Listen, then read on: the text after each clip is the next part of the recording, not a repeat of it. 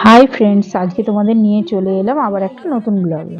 আজকে তোমাদের দেখাতে চলেছি কালনার কিছু বিখ্যাত সরস্বতী পুজো। চলো আমরা এবার পৌঁছে গেছি প্রথম প্যান্ডেলে। দেখো এই প্যান্ডেলটা খুব সুন্দর হয়েছে, স্বাধীনতার উপরে পুরো তুলে ধরা হয়েছে। চলো এবার দেখতে থাকো।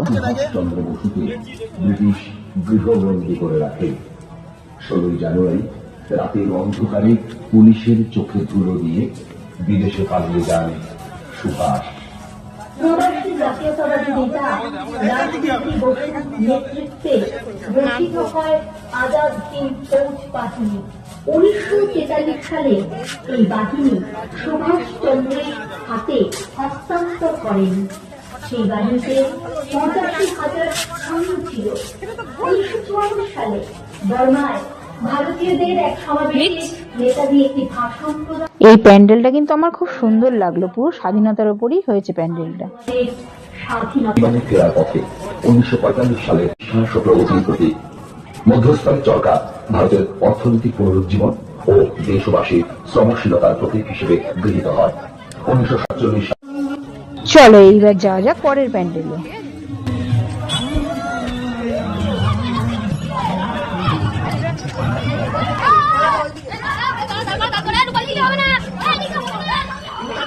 আর এই প্যান্ডেলের থিম হচ্ছে নৌকো আর মাঝিদের জীবন যাত্রাকে তুলে ধরা হয়েছে। আর নৌকোর এই পালের কাপড়ে দেখো লেখা রয়েছে নৌকোটার নাম হচ্ছে নটরাজ। আর এই প্যান্ডেলের সরস্বতী মা দেখো বসেও আছে নৌকোর উপরে।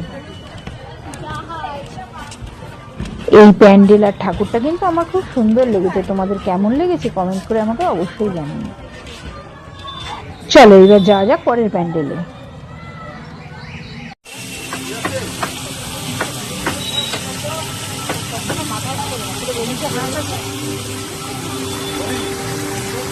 এই প্যান্ডেলে ঢুকতেই চোখে পড়ে গেল একটা বড় ফোয়ারা। আর এই ফোয়ারার জলেই রয়েছে একটা হাঁস আর অনেক রকমের পদ্ম ফুল। এই প্যান্ডেলের ভেতরটা পুরো অন্ধকার, হালকা লাইট দেওয়া হয়েছে আর জলের মধ্যেই পদ্ম ফুলে বসে আছেন স্বয়ং সরস্বতী মা।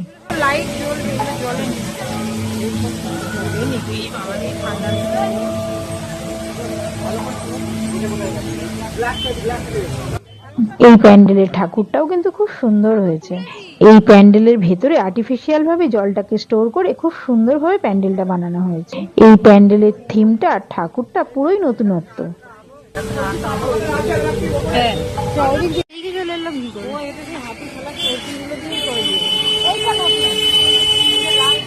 প্যান্ডেলের বাইরেটাও দেখো কত সুন্দর।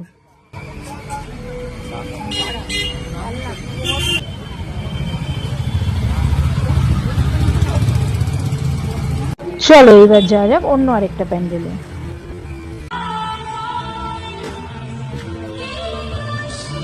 ওয়াও, এই প্যান্ডেলটা তো অসাধারণ।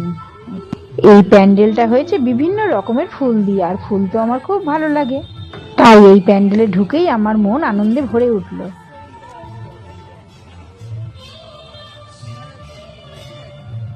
আমি এই ফার্স্ট এরকম একটা প্যান্ডেল দেখলাম যেটা পুরোপুরি ফুল দিয়ে তৈরি করা হয়েছে। ফুল আমার খুব ভালো লাগে। তোমাদের কার কার ফুল ভালো লাগে আমাকে কমেন্ট করে অবশ্যই জানিও। এই প্যান্ডেলে এলে তোমরা দেখতে পাবে পুরো গ্রিননেস আর ফুল একসাথেই দুটো দেখতে পেয়ে যাবে।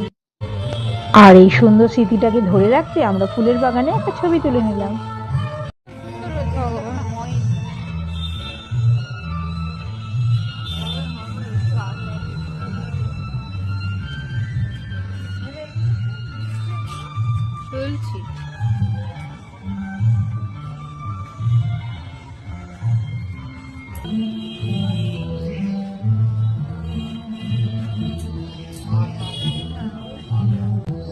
আর এই ঠাকুরটাও দেখো পুরো অন্য রকমের, এখনো ঠাকুর সাজানোর কাজ চলছে।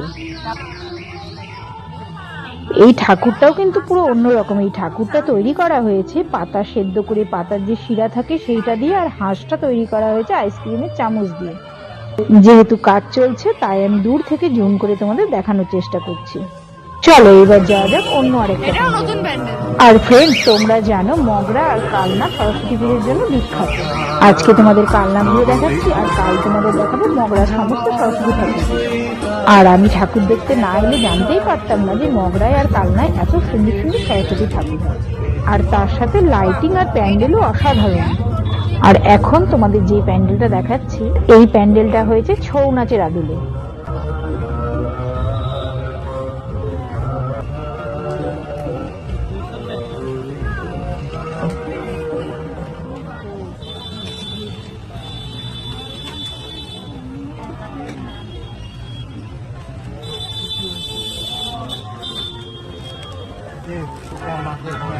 এখানকার একটার থেকে একটা প্যান্ডেল অসাধারণ হয়েছে, কোনটাকে ছেড়ে কোনটাকে বলবো। আর তোমরা আমার চ্যানেলে চোখ রেখো, তোমাদের জন্য রইল কালনার একটা বিশাল চমক। সেটা দেখার জন্য চোখ রেখো আমার চ্যানেলে, যেটা আমরা কালনায় এসে জানতে পারলাম আর ঘুরে দেখলাম। এই দেখো, এইবার তোমাদের দেখাচ্ছি আর একটা অসাধারণ ঠাকুর। এই ঠাকুরটা তৈরি হয়েছে নাট বল্টু ওয়াশার দিয়ে। এই দেখো, আমি তোমাদের জুম করে দেখাচ্ছি।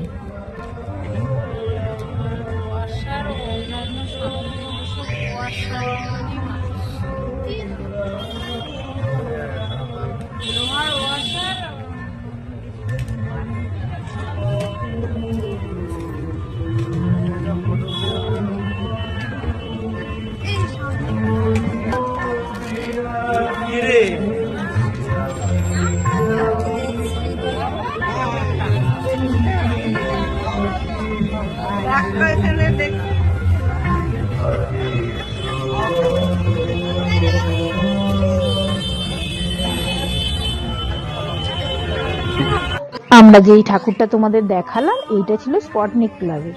আর এখনো অনেক ঠাকুর আর অনেক চমক বাকি রয়ে গেল দেখার জন্য। চোখ রেখো আমার চ্যানেলে। বাই ফ্রেন্ডস, দেখা হচ্ছে পরের ব্লগে।